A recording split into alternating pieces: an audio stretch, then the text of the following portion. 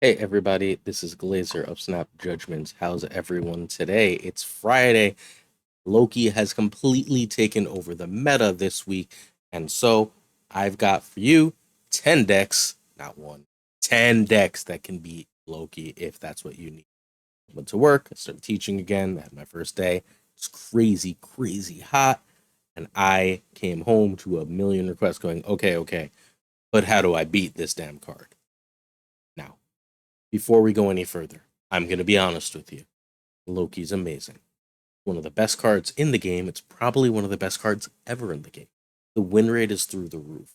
These decks beat Loki, but nothing always beats Loki. It's not like an auto win. You're going to have to pilot well. You're going to have to play well. They're going to play you well. You're going to have to play around them. But if you do so with these decks, you can kill. Why should you subscribe? Every single week down the channel, we give you at least 2 decks that are ahead of the meta curve. These are some of the best statistical decks in Snap before other people are talking about them. They're all proven, they hit infinite, they get infinity borders, and we show you how to play them so that you can do the same. Most days, excuse me, most days we do a turn by turn breakdown and a card replacement breakdown. We're not doing that today. It's 10 decks that are built specifically to beat Loki. So instead of that, I'm going to explain to you how to play them into the Loki match. Also, all of these decks are capable of winning your standard games of Marvel Snap. So these should be really good. If you find value in this kind of content, please hit that sub button. We'd really appreciate it. In addition to that, we do the biggest giveaway in all of Marvel Snap. We've already given away 5 Loki season passes. We are giving away 10 more next Friday. So if you're still looking for that season pass card, make sure you sub. We give away more season passes than anyone. We're doing it again next month. So make sure you're sub. Make sure you're watching the videos so you don't miss out. You want to enter? All you have to do is hit that like button, hit that sub button, and leave a comment on any video for the next 2 weeks. As long as you do that, you'll be totally set for entering the giveaway. All right, we still have 2 winners we're looking to hear from, Michu and TechCur7. If you are these 2 people, then please make sure you reach out. It says what to do here. I'm not going to make everyone wait through an explanation. Pause, read, let's go, claim your free Lokis. The other 3 people already claimed theirs. Next, we believe here in deck credits where possible. We're not always going to know where decks come from. Sometimes simultaneous creation happens. However, when we can find out, we want to make sure we're doing our best to credit people for their hard work. It's not about being perfect. It's about honoring people who try to do the work to come up with good stuff. We've got Den as one of our creators today. Den is the legendary head writer at Marvel Snap Zone. He is on Marvel Snap Zone with /author, Den Hearthstone. He's also on Twitter at Den_CCG. You should follow Den. He's one of the most influential people in the Snap meta, even if you don't know it. We've also got W, the original creator of both Doomwave and Thanos Control. He is on twitter.com at W_Marvel Snap. He's brilliant, phenomenal. Won a major tournament recently, came in second at the SnapCon tournament. Unbelievable player.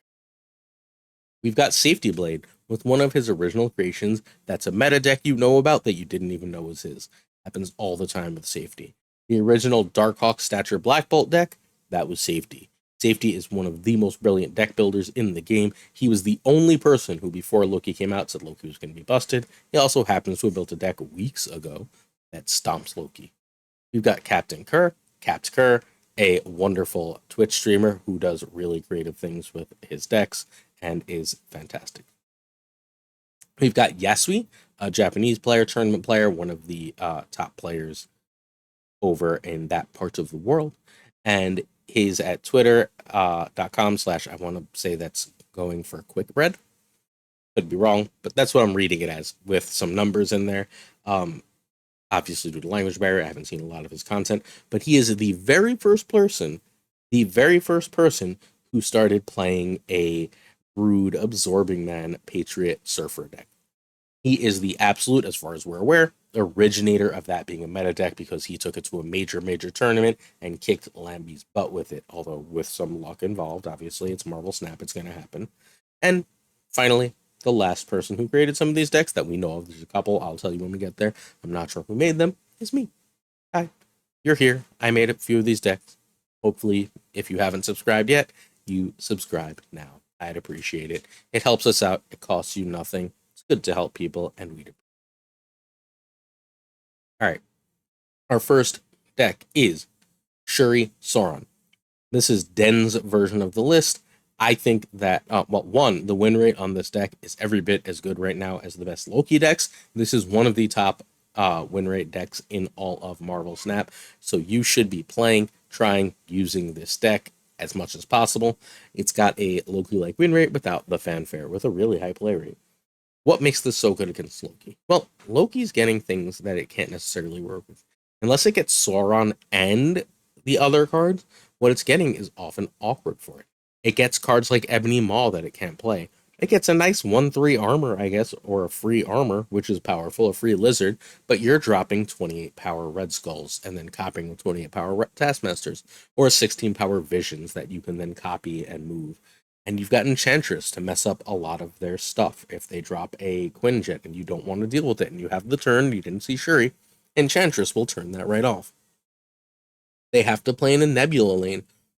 So if they put their collector there and they're wasting extra stats, if they don't put their collector there, that lane, you can basically kill those cards by doubling your Red Skull in that spot. You fundamentally take advantage of stomping them out. Your snap conditions in this deck are Sauron on 3 and Shuri on 4. Either one of those almost always ends up in a really, really strong game. If you've got Sauron, your Ebony Maw is just such an incredibly powerful card. Most Loki decks aren't running Shang-Chi to give you trouble, but if they are, you still have armor, Vision can move, you'll be safe. It's so strong. One change I might make for the Loki meta is Lizard is amazing with Sauron, amazing with Zero, but Loki decks fill lanes, so perhaps you would like to try another card in that spot. Maybe something like Titania, because if they're filling lanes, that 1/5 is pretty good. But either way, you should be basically fine in that situation. Shuri Sauron is back at the top of the meta. You can play this version, or you can play the kitty version. Doesn't matter. If you need the kitty version, reply in the comments and I'll drop it to you. All the big creators like KM and like Dex and all of them already talked about it, so I feel like I'm beating a dead horse with that one.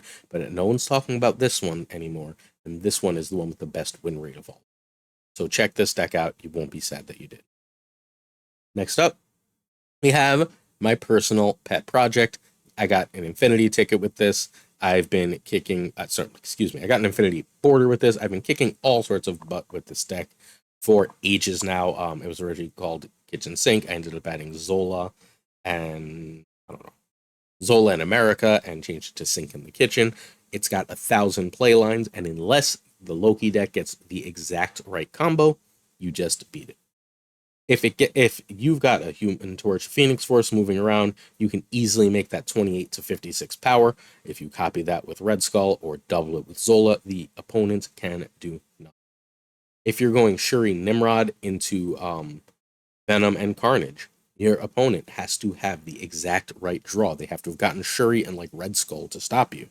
If you're going Shuri Red Skull into Taskmaster, your opponent has to have the exact right draw to stop you.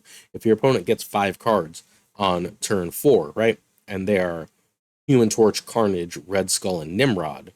Human Torch, Carnage, Red Skull, Nimrod, and Venom, right? Your opponent can do nothing. They have to hit the right draws in the right order. Your deck is built to take advantage of that, and theirs isn't. I did this deck in a full coverage a few days ago. Make sure you check it out if you want more on it. I think this is one of the most powerful decks in the meta. It also stomps out a lot of other meta decks. It struggles a little bit into control because it needs to get a lot going right for it. It struggles a little bit into armor, but it can beat armor as long as it's not armor and Cosmo pretty damn well. Next, we have W. Our friend W came in second in a major tournament using this High Evolutionary Hulkwave deck.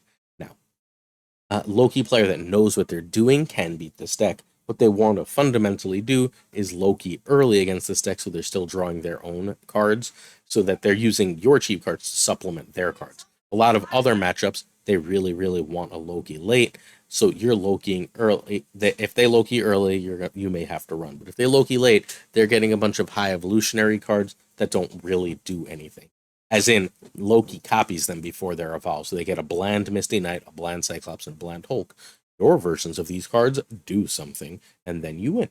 In addition to that power, we've got Wave on turn 5. It doesn't matter how cheap their cards are, with Wave overrides it, at least until Mobius comes out. Wave just overrides their cheapness, and then basically, you get to play your Hulk or your Claw to win the game while they're stuck playing one card that doesn't do nearly as much. This deck is very good if your opponent doesn't know what you're doing into it on ladder. Be careful dropping Sunspot Nebula for early is better than dropping Misty, because Misty is a giveaway as to what you're doing. Misty is a better play toward the mid game for this matchup, but everything else, this deck could be lots of things, and it makes it really hard for your opponent to know that they have to Loki early on in the match. Next up, we have Deathpool. If they get your Death and Null, you're in trouble, right? This is the one I'm least confident on, but my argument, my logic for this being so strong is that if you get a very powerful Deadpool, there's not a whole lot your opponent can do about it. A really strong Deadpool should basically win any mirror, right? It's like when you're playing a destroy matchup and you get a nice early Deadpool and they don't, your Deadpool very often just wins that match. Well, if your Deadpool is going to win that match, it still wins that match here, right? As long as you're capable of winning that way, the game is basically over. You're going to win that game of Snap because Deadpool is just so freaking strong. You've got a huge Deadpool and you're playing Death and Null, right? They can get a Death and Null if they're extremely lucky. You are very likely to get them, thanks America Chavez. You are very likely to have a Bucky, which is really great stats. You're likely to have a big Carnage, a big Venom, so on, nice and early while they're struggling. Now, sometimes they run armor, and armor can mess you up. Armor is being cut from a lot of the current lists in favor of Cosmo. Cosmo's a little too slow. By the time Cosmo comes down, you're usually fairly okay at getting your Deadpool. But this is a Deadpool deck. If you can get it going, it wins. One change to consider, either Yondu or Wolverine for Taskmaster, because Taskmaster copying a Deadpool, especially on turn 6, is phenomenal. Then you could just on turn 5, and then you can just drop a Null and win. Works out absolutely unbelievably. You can add Zola to this for similar reasons. They don't often have space on their board. You do. You get the double Deadpool, the double Null, whatever else, thanks to X23. There's a million ways to do this. This has a good matchup. I'm a little worried that giving them a Null means that like their collector gets to like 50, and then you're dealing with like they have a Null and a free death, and now you're just like, well, I didn't do enough to go over the top of them. That's why I might like either Zola or Taskmaster in this deck. Our next deck is Cerebro 3. This deck just stomps out Loki. It doesn't know what to do with the cards it gets, right? Like it doesn't care. It doesn't really do anything. Be wary of magic here. Be like extra saucy, wary of magic here, because a lot of the Loki decks are running Snowguard, and Snowguard can turn off Limbo on turn 5 or turn 6 now. But short of that concern, and you can run Luke Cage, by the way, as a replacement for magic here and still be sort of okay. But your basic job here is to make your cards be to what X7s, right? Like use Cerebro and Mystique to make your cards humongous. You can double that with Valkyrie. You can weaken their cards with Shadow King and Valkyrie. Their cards in particular being Collector here, whatever other nonsense. You turn off their powerful stuff while your stuff grows, and there's not a whole lot they can do. This isn't like my favorite meta deck in terms of other matchups, which is why it's only here. But if that matchup, if the Loki matchup is all you care about, this is one of your best answers. Fast makes everything a 3. Be wary about Wasp and Shadow King at that point, because Shadow King will reset Wasp, but almost everything else in the deck is a 3 outside of Magic, who I'm not even sure should be in the deck, Cerebro and Mystique. Crystal is awesome here because it gives you an extra draw, and you really want that Cerebro Mystique play to help win you the game.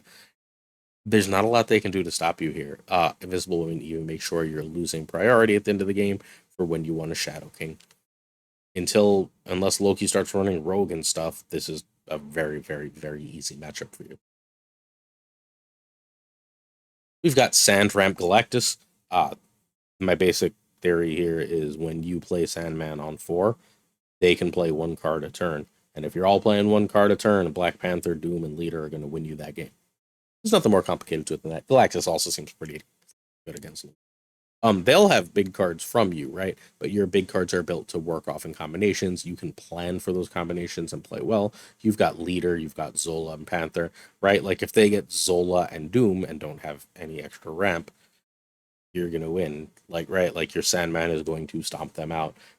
They have to get the exact right combos to beat you, and that seems very, very unlikely. If as they're trying to play combos, your Galactus can steal you the game. You drop Galactus, then you drop Leader, basically auto win a location. Um, have fun, right? Like this is another one that just straight up stomps out.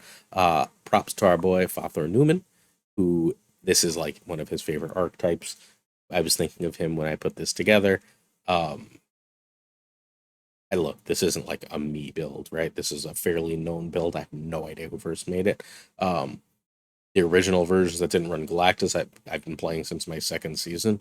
So like I don't know. This is not like a brand new list, but it is a very powerful list, and it's especially a powerful list against Collector that only really gets tall right away in that Collector lane, so you can steal that Galactus, steal the game with that Leader, or even America at that point, to be perfectly honest. Meanwhile, Sandman should ruin their Loki's game plan. We've got our Surfhawk homebrew. This is one I'm not sure about. I was talking with Safety about it. I keep winning with this against basically everything but Wave, so it's here. I keep messing with that Iron Lad slot. Sometimes that is Wong. Sometimes that is sometimes it's Wong and sometimes it's been Shang-Chi. I really don't like I don't hate giving them Shang-Chi for this matchup. Like your Shang-Chi is way better than theirs because your Shang-Chi is something to hit. Maybe Iron Lad should be Shang-Chi for this particular matchup because you're not going big. You have 1,000 plays here. Obviously, you want to go Forge, Brood, Absorbing Man, but you also have plays where you go Zabu, Rockslide, Darkhawk, or Zabu, Rockslide, Iron Lad, and see where you land. If you get Zabu and Sarah out, you're putting an absolute ton of power on the board, and the ways you win the matchup that we're concerned about here are twofold. First, Shadow King completely turns off Collector. Be losing in the lane. Shadow King takes that million power Collector, makes it a 2, you win that lane. Second, if they copy your Darkhawk, well, that's nice. Unless they also got Korg and Rockside, that Darkhawk is a 4-6, while yours is a 4-10 or 12. It usually should win that matchup. Also, arguable, Forge may want to go here for Black Widow. Black Widow seems like it would be an absolutely hilarious way to shut down that Loki deck when it starts to try and play it like Agent Coulson's and such. It's just like, well, crap. It's also a turn that that deck isn't drawing Loki. Um, I first played it with Black Widow in the deck. Black Widow is like an invisible power card, so it's a weird feeling. I'm not sure if that's actually better than Forge or not, but it's worth testing. Um, and like if you can spend your last turn, if you get Zabu and Sarah out, your last turn can be something like Surfer, Darkhawk, and Shadow King, and you're just gonna win that matchup. It almost doesn't matter what they have as long as you're gonna win that matchup. Have a great day. Um, you've also just got a lot of power early from Brood from Absorbing Man, right? Iron Lad could potentially copy Brood 2, could potentially be a Surfer, could potentially be a Sarah. There's a lot of powerful things here. This deck should be excellent, excellent, excellent into the matchup we're concerned about. Next up, we have Safety's Hella. You've seen this list, right? A version of this list that probably ran something instead of Crystal because Crystal wasn't out. I believe that it was first running Howard in that one spot, then it ran Echo Foil, tried Iceman, whatever. Safety made this deck when Magic cost 5 and Tribunal had 6 power. This is why I'm like, you just play safety decks. Safety decks become part of the meta, and you don't even realize they're safety decks. Well, this is one. Some Loki decks run Cosmo. If you realize your Loki opponent is running Cosmo, you want to basically Magic. You want to either Magic or Electro, and then go Iron Man, Onslaught, Tribunal in one lane. It's gonna put like a bunch of power, like 24 power in all 3 locations. That's going to beat a fair number of Loki decks. It just goes a little bit over the top.